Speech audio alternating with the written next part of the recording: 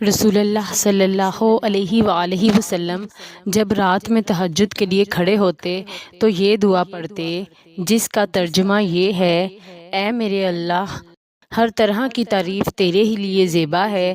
تو آسمان اور زمین اور ان میں رہنے والی تمام مخلوق کا سنبھالنے والا ہے، اور حمد تمام کی تمام بس تیرے ہی لیے مناسب ہے۔ آسمان اور زمین اور ان کی تمام مخلوقات پر حکومت صرف تیرے ہی لیے ہے، اور تعریف تیرے ہی لیے ہے۔ تو آسمان اور زمین کا نور ہے، اور تعریف تیرے ہی لیے زیبا ہے۔ تو سچا ہے، تیرا وعدہ سچا ہے، تیری ملاقات سچی، تیرا فرمان سچا ہے، جنت سچ ہے، دوزخ سچ ہے، انبیاء سچے ہیں، محمد صلی اللہ علیہ وآلہ وسلم سچے ہیں، اور قیامت کا ہونا سچ ہے۔ اے میرے اللہ، میں تیرا ہی فرما بردار ہوں اور تجھی پر ایمان رکھتا ہوں، تجھی پر بھروسہ ہے، تیری ہی طرف رجوع کرتا ہوں، تیرے ہی عطا کیے ہوئے دلائل کے ذریعے بحث کرتا ہوں اور تجھی کو حکم بناتا ہوں۔ پس جو خطائیں مجھ سے پہلے ہوئیں اور جو بعد میں ہوں گی، ان سب کی مغفرت فرما، خواہ وہ ظاہر ہوئی ہوں یا پوشیدہ۔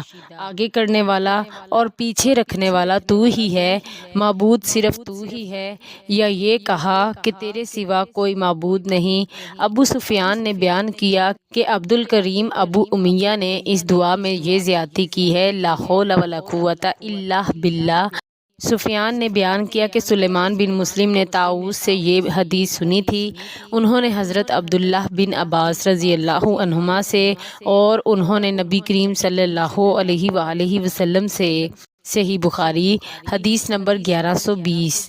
رسول اللہ صلی اللہ علیہ وآلہ وسلم رات میں 11 رکعتیں پڑھتے تھے۔ آپ صلی اللہ علیہ وآلہ وسلم کی یہی نماز تھی، لیکن اس کے سجدے اتنے لمبے ہوا کرتے تھے کہ تم میں سے کوئی نبی صلی اللہ علیہ وآلہ وسلم کے سر اٹھانے سے قبل 50 آیتیں پڑھ سکتا تھا، اور طلوع فجر ہونے پر فجر کی نماز سے پہلے آپ صلی اللہ علیہ وآلہ وسلم 2 رکعت سنت پڑھتے تھے۔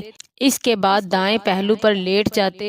آخر مؤذن آپ صلی اللہ علیہ وآلہ وسلم کو نماز کے لیے بلانے آتا۔